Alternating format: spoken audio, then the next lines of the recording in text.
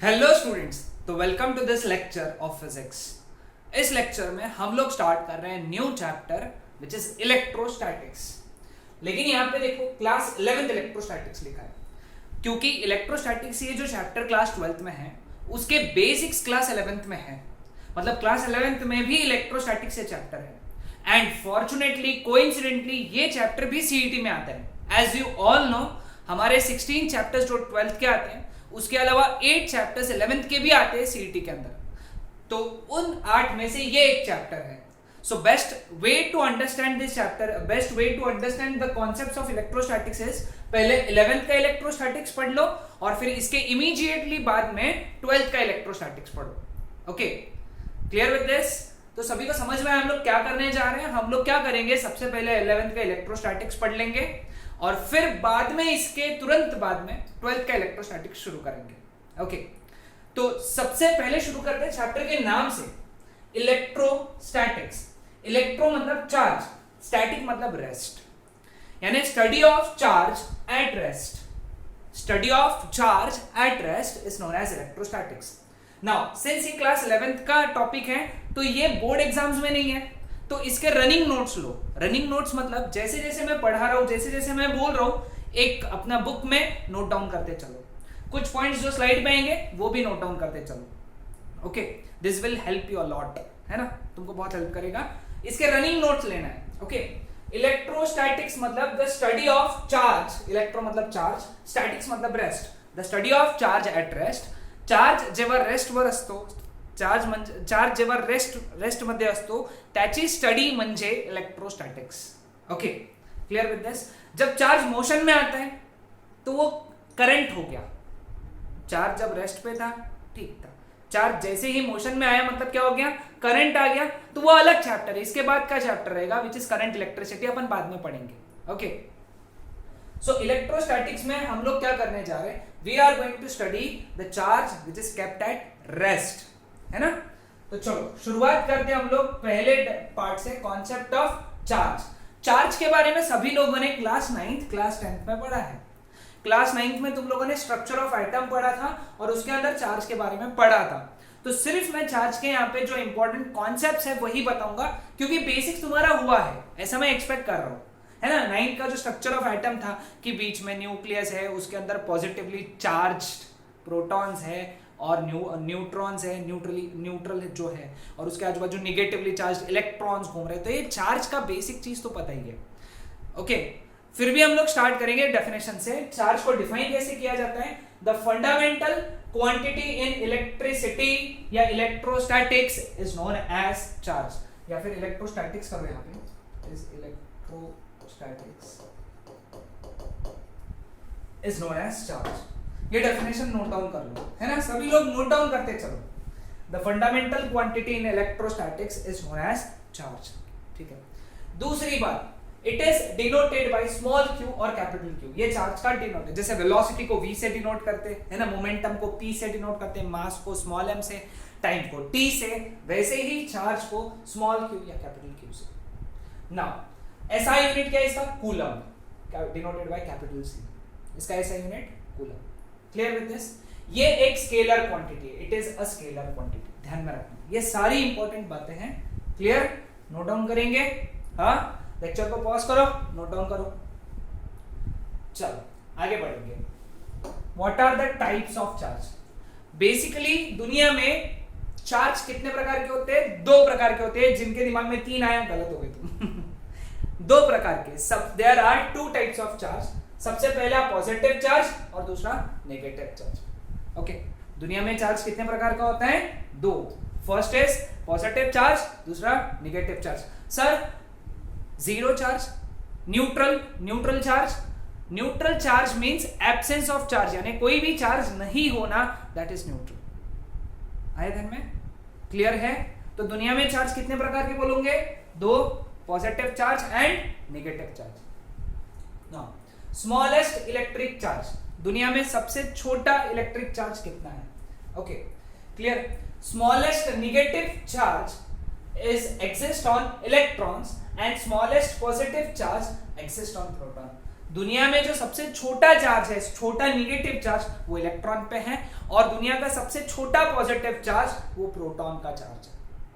Okay, ये याद रखना है। तो फिर कितना चार्ज है इसका वैल्यू तो तुमको क्लास 10th में था ही था, है ना। एक इलेक्ट्रॉन पे जो चार्ज होता है वो उसका वैल्यू हम लोग देखेंगे। पहले तो लिख लेते हैं इसको, magnitude of smallest charge is, इसका वैल्यू कितना है 1.6 into 10 to the power minus 19 coulomb.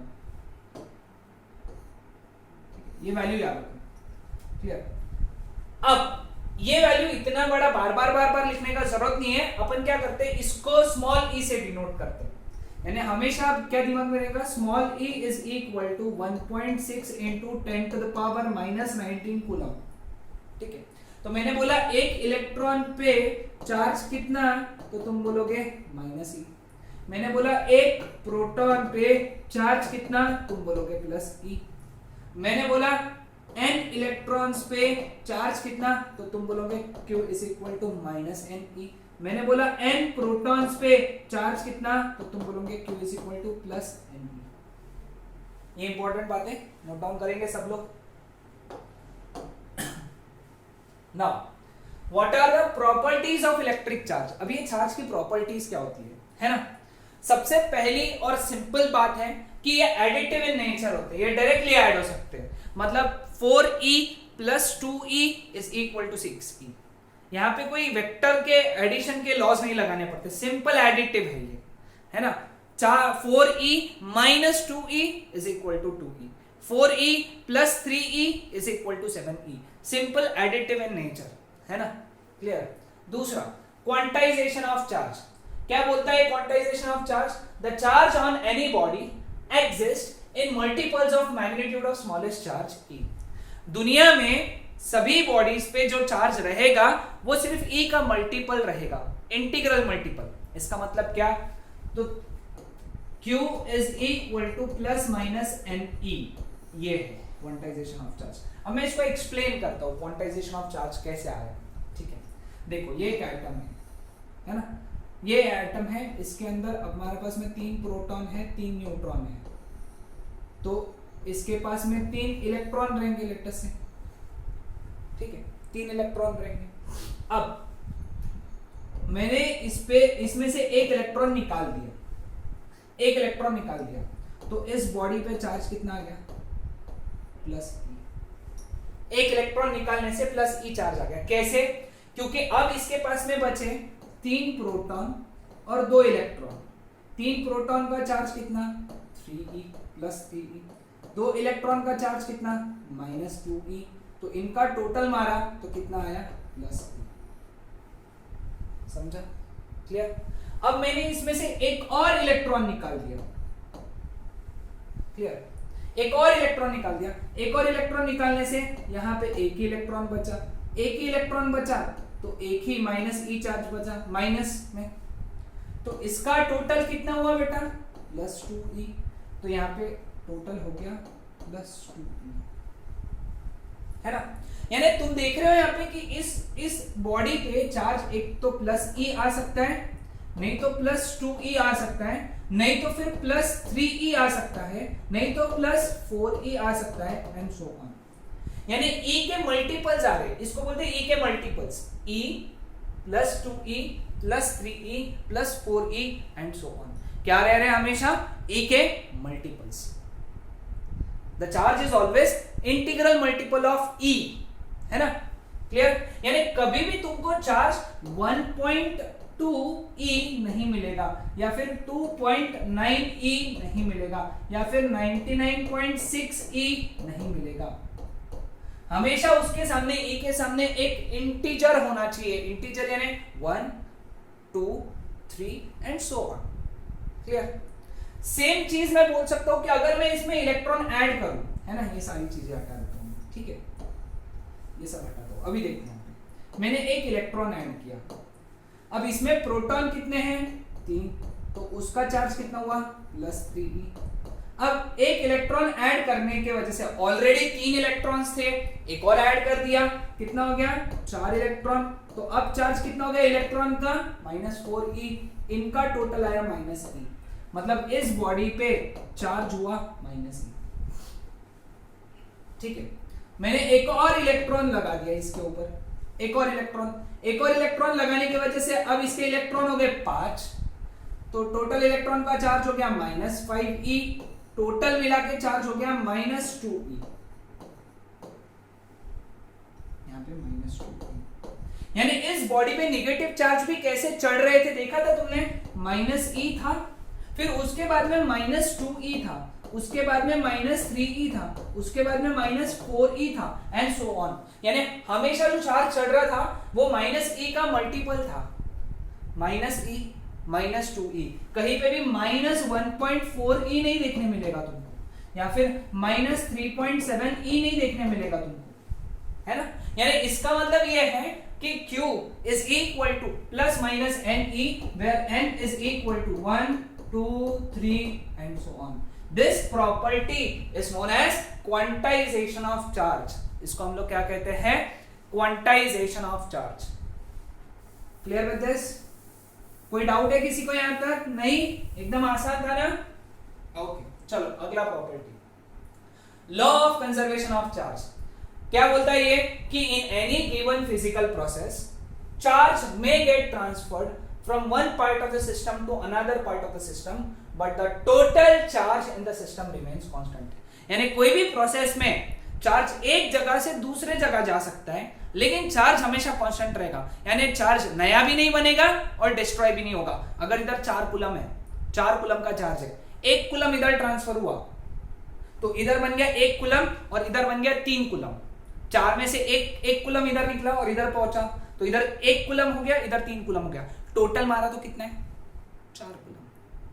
यहां से 3 कूलम चार्ज निकला तो यहां 3 कूलम हो गया, यहां 1 कूलम हो गया, तो टोटल कितना हुआ 4 कूलम। टोटल चार्ज देखो, the total charge in the system remains constant. Total charge हमेशा कांस्टेंट रहेगा, समझ आया। Now charging of body, charging, आज तक मोबाइल चार्जिंग सभी ने सुना था, है ना, क्लियर। मोबाइल चार्जिंग सबको आराम से और बहुत अच्छे तरीके से पता है। आज हम लोग समझेंगे बॉडी को चार्ज करना है यानी क्या, चार्जिंग ऑफ बॉडी। एकदम सोपे भाषा में, बॉडी पे चार्ज चढाना, बॉडी वरती चार्ज जे आपण टाकतो, ओके, बॉडी वरती आपण जे चार्ज टाकतो त्याला आपण चार्जिंग ऑफ बॉडी म्हणतात, ज्यामुळे बॉडी आयदर पॉझिटिव्हली चार्ज होते किंवा निगेटिव्हली चार्ज होते। समझला, सगळ्यांना समझला, ओके। बॉडी पे चार्ज चढ़ाना जिसके वजह से बॉडी एक तो पॉजिटिवली चार्ज होगा या फिर निगेटिवली चार्ज होगा, इस प्रोसेस को हम लोग चार्जिंग ऑफ बॉडी कहते हैं, okay. Generally all the atoms are electrically neutral, सभी एटम्स जो है इलेक्ट्रिकली न्यूट्रल होते हैं, एटम्स। क्यों ऐसा? क्योंकि जितने प्रोटॉन्स होते हैं उतने ही इलेक्ट्रॉन्स होते हैं, यानी जितना पॉजिटिव चार्ज है उतना ही निगेटिव चार्ज है, टोटल मारो 0 हो गया। समझ में आया? मतलब बॉडी न्यूट्रल होती है क्योंकि एटम सारे न्यूट्रल है। अब so when there is an excess or deficiency of either positive or negative charge, then the body is said to be charged.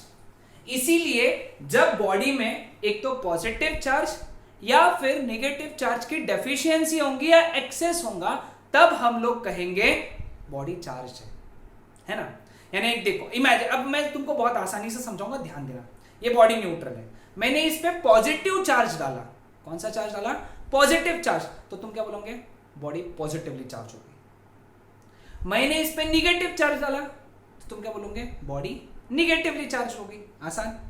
अब इसको ध्यान से सुनो, बॉडी में से मैंने पॉजिटिव चार्ज निकाला, बॉडी के अंदर से पॉजिटिव चार्ज निकाला तो बॉडी निगेटिव चार्ज होगी। वापस बोलूंगा ध्यान से, बॉडी के अंदर से निगेटिव चार्ज निकाला, बॉडी के अंदर से निगेटिव चार्ज निकाला तो बॉडी पॉजिटिवली चार्ज होगी, और बॉडी के अंदर से पॉजिटिव चार्ज निकाला तो बॉडी निगेटिव चार्ज होगी। कंफ्यूजन हो रहा है? पीछे लेकर जाओ मुझे, वापस देखो, समझ में आ जाएगा। ओके, क्लियर हुआ? यानी बॉडी में जब तुम चार्ज की एक्सेस या डेफिशिएंसी करोगे है ना, तब बॉडी चार्ज होने वाली है। Clear with this? हाँ, अब negatively charge body and positively charge body, इसका मतलब क्या होता है ना? अब बॉडी को अगर निगेटिवली चार्ज करना है, जनरली मेथड क्या होता है मैं तुमको बताता हूं, है ना।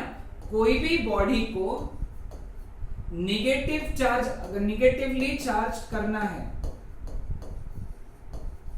तो उसमें इलेक्ट्रॉन डालो, ओके, इलेक्ट्रॉन सप्लाई करो। जब भी इलेक्ट्रॉन सप्लाई करोगे तो वो निगेटिवली चार्ज होगी।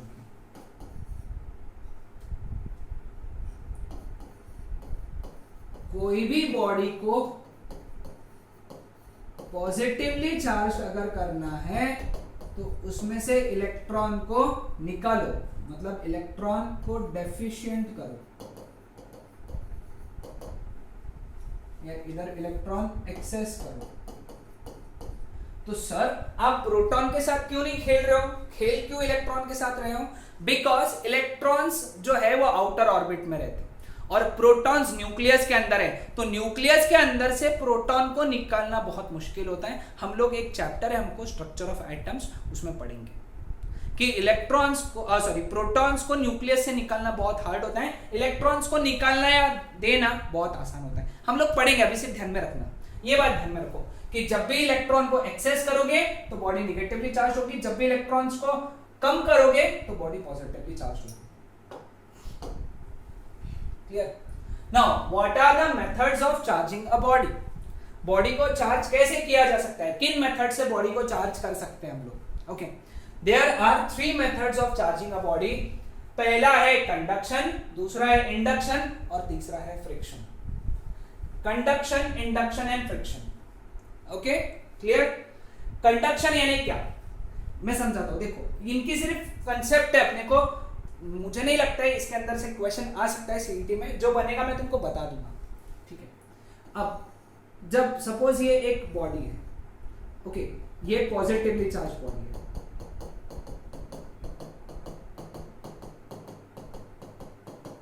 और मैंने क्या किया, एक अनचार्ज बॉडी को लाके इसके कांटेक्ट में रखा, अनचार्ज बॉडी यानी उसके ऊपर चार्ज नहीं था, तो ये चार्ज इसके ऊपर चढ़ गए, ओके, ये चार्ज इसके ऊपर चढ़ गए। तो जब मैंने इसको हटाया तो ये चार्ज हो गया ऐसा,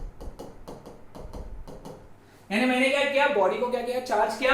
कैसे? इसको टच करके टच किया। ये चार्ज बॉडी को जब हम लोग अनचार्ज बॉडी को टच करेंगे तो वो सामने वाली बॉडी सेम मैग्नीट्यूड से चार्ज हो जाएंगी, चार्ज हो जाएंगी। ये पॉजिटिव है तो ये पॉजिटिव, ये नेगेटिव है तो ये नेगेटिव। इस प्रोसेस को हम लोग क्या कहते हैं? कंडक्शन।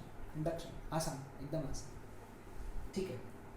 अब इंडक्शन समझाता हूं। इंडक्शन, ये इंडक्शन कुकर वाला इंडक्शन है क्या सर? नहीं। अभी इंडक्शन में देखो क्या होता है। इंडक्शन में तुमको ये अनचार्ज बॉडी को टच नहीं करना है, ठीक है, टच नहीं करना है। अभी क्या होगा, ये अनचार्ज है, इसका मतलब इसके अंदर प्रोटॉन और इलेक्ट्रॉन्स नहीं है, क्या है? तो क्या होगा, ये पॉजिटिव चार्ज इलेक्ट्रॉन्स को अट्रैक्ट करेगा, और जब इलेक्ट्रॉन्स इधर अट्रैक्ट होंगे तो सारे प्रोटॉन्स एक साइड में चले जाएंगे। सारा पॉजिटिव चार्ज, सॉरी प्रोटॉन्स नहीं, सारा पॉजिटिव चार्ज एक साइड में, सारा नेगेटिव चार्ज एक साइड में। फिर तुमने क्या करना, यहां पे अर्थिंग करना।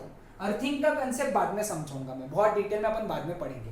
अर्थिंग की वजह से क्या होगा, ये साइड के सारे चार्ज जमीन में चले जाएंगे, अर्थ में चले जाएंगे। अर्थिंग जिनको पता है ओके, नहीं पता है टेंशन मत लो, आगे चैप्टर में समझेंगे हम लोग। तो फिर क्या होगा, थोड़ी देर बाद इस पे सिर्फ नेगेटिव चार्ज रह जाएंगे, क्योंकि सारे पॉजिटिव चार्ज को हम लोगों ने मार दिया, नहीं अर्थ में भेज दिया। अर्थ में भेज दिया तो बचा क्या, सिर्फ और सिर्फ नेगेटिव चार्ज। समझ में आया? क्लियर? तो बॉडी हो गई नेगेटिवली चार्ज, लाया क्या था, पॉजिटिव चार्ज, क्या हो गई, नेगेटिव चार्ज। देखो क्या हो गया, देखते देखते मतलब पॉजिटिव चार्ज लाया, नेगेटिव चार्ज हो गई, है ना? कितना इंटरेस्टिंग। ओके चलो आगे बढ़ते हैं। फ्रिक्शन। फ्रिक्शन यानी क्या, घसना। ओके, कोई भी दो चीज का जब रबिंग होता है तब क्या होता है, डेवलप होता है फ्रिक्शन। फ्रिक्शन की वजह से there is transfer of electron. There is transfer of electron. Electron एक बॉडी से निकल के दूसरे बॉडी में जाते हैं ड्यू टू रबिंग। जब इलेक्ट्रॉन जिस बॉडी से निकलेंगे वो पॉजिटिव चार्ज हो जाएंगी, जिस बॉडी में जाएंगे वो निगेटिव चार्ज हो जाएंगे। तो जब ग्लास रॉड को ग्लास रॉड को सिल्क के साथ में तुम रब करते हो तो सिल्क से इलेक्ट्रॉन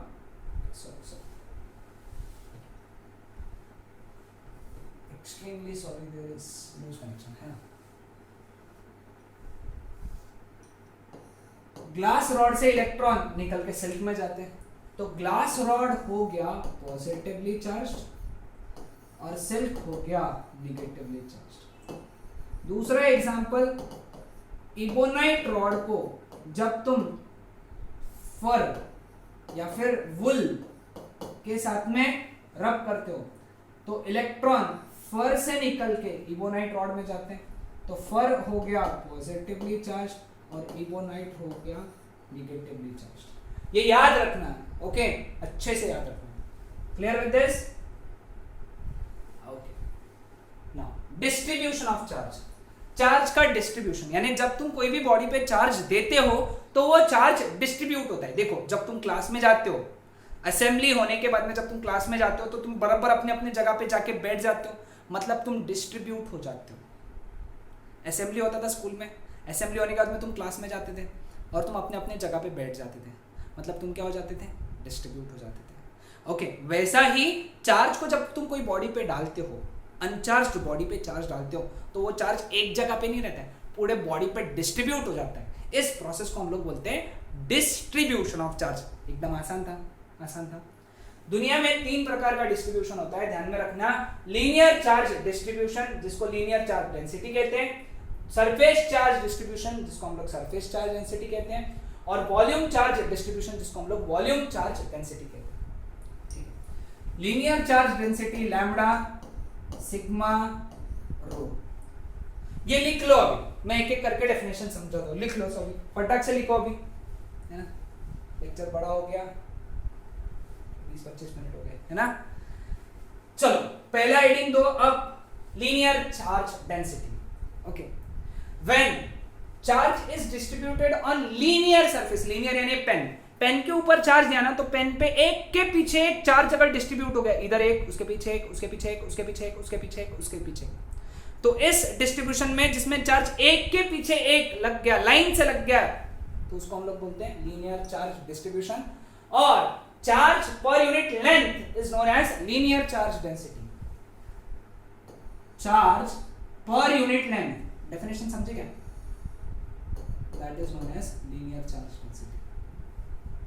ठीक है, तो देयरफॉर इसका एसआई यूनिट लिखो, ये भी ऊपर चार्ज है कूलम, नीचे लेंथ है मीटर, कूलम पर मीटर, इसका एसआई यूनिट, एसआई यूनिट हो गया coulomb per metre. Surface charge density, charge per unit surface area is known as surface charge density. Charge per unit surface area, area पे imagine करो तुमने एक plastic का ball लिया या रबर का बॉल लिया, उसके ऊपर चार्ज डाल दिया, तो पूरे इस पे फैल गया, एरिया पे फैला, अंदर नहीं घुसा, एरिया पे फैला, ऊपर के सरफेस पे रहा, अंदर नहीं घुसा, तो उस डिस्ट्रीब्यूशन का, उस चार्ज का डिस्ट्रीब्यूशन को हम लोग बोलते हैं surface charge density, sigma, that is Q by A, A यानी सरफेस एरिया। फिर इसका ऐसा यूनिट क्या हुआ बेटा? Coulomb per metre square. क्या हो गया इसका ऐसा unit? Coulomb per metre square. Unit याद रखना, ठीक। Volume charge density, charge per unit volume is known as volume charge density, rho that is equal to q upon v. इसका ऐसा यूनिट क्या हो गया? Coulomb per metre cube, coulomb per metre cube. ठीक है, समझ में आया सबको? अब देखो, चलो कुछ न्यूमेरिकल्स डिस्कस करेंगे उसके ऊपर, उस कॉन्सेप्ट पे भी, डेंसिटी वाले पे भी, और अभी पहले यहां से 2000 electrons are removed from the body, मतलब बॉडी होगी positively charge. What is the charge acquired by the body? Charge acquired is equal to NE, n का वैल्यू 2000 और e का value 1.6 into 10 to the power minus 19। ये 3 zero इसको minus 16 बना दिए। 2 into 1.6 is 3.2 unit लगाया coulomb. कितना आसान, कितना आसान है कि नहीं? कितना आसान न्यूमेरिकल था, है? चल, if charge per unit length of conductor is 2 coulomb per meter, then what is the amount of charge on 4 meter length of conductor? Okay, charge per unit length यानी लैम्बडा कितना दिया हुआ है? 2 coulomb per meter और length दिया है 4 metre. तुमको charge पूछा है, ठीक है? लैम्बडा का फॉर्मूला क्या है? Q by L। Therefore Q का वैल्यू कितना हो गया? Lambda into L, 2 into 4 that is equal to 8 coulomb. Unit सही लगा, 8 कूलम, ठीक है? Radius of sphere is 7 metre. If 770 coulomb of charge is given to the sphere, calculate charge per unit volume, है ना? Charge per unit volume, charge per unit volume यानी rho, that is Q by V। Sphere है इसलिए Q by V यानी 4/3 pi capital R cube, radius का cube. Charge कितना है बेटा? 770 अपॉन 4/3 इंटू पाई का वैल्यू 22/7 लेते हो, एक काम करता हूँ, और R क्यूब यानी 7 का क्यूब। इसने 7 स्क्वायर कर दिया, 11 7 7 11 70 सा 11 2 सा, है ना? 3 ऊपर चला गया तो बचा 70 इंटू 3 अपॉन 4 इंटू 2 8 इंटू 49, 7 10 सा 7 7 सा, तो ये हो गया 30 अपॉन 56, इतना कूलम पर मीटर क्यूब। अब इसको सॉल्व कर सकते तुम, है ना? इसको सॉल्व कर सकते,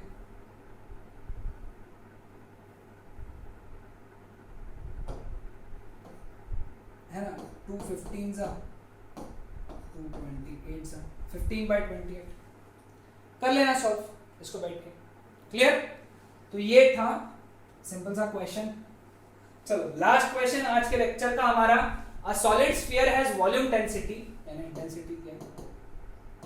20 coulomb per metre cube and radius दिया है, ये पहला रेडियस 21 सेंटीमीटर।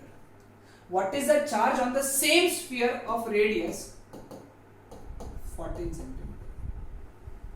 चार्ज पूछा, ठीक है? नाउ चार्ज निकालना है तो charge per unit volume into volume लेना पड़ेगा, सिंपल सा। ये रेडियस कंफ्यूजन के लिए है, इसका कुछ काम नहीं है, ओके? यानी इसका मतलब क्या है? देखो, इतने बड़े स्फीयर पे 21 सेंटीमीटर के स्फीयर पे charge per unit volume 20 coulomb per metre cube है, तो अगर अपन ने 14 सेंटीमीटर का एक स्फीयर लिया तो इस पे चार्ज कितना रहेगा ये निकालना है, ठीक है?